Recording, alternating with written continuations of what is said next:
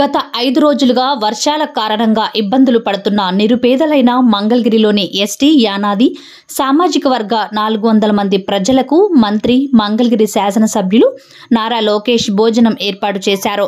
ఈ సందర్భంగా భోజన ప్యాకెట్లను స్థానిక తెలుగుదేశం పార్టీ శ్రేణులు పంపిణీ చేశారు.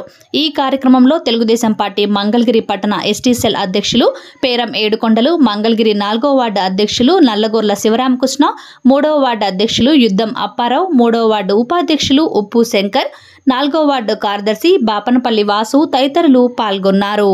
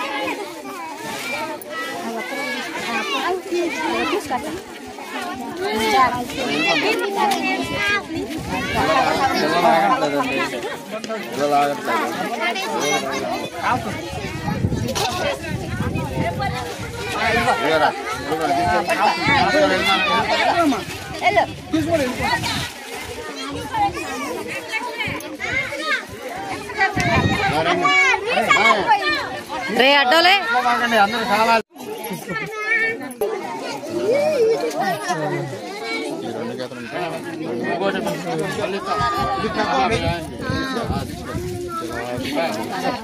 అలా వద్దంట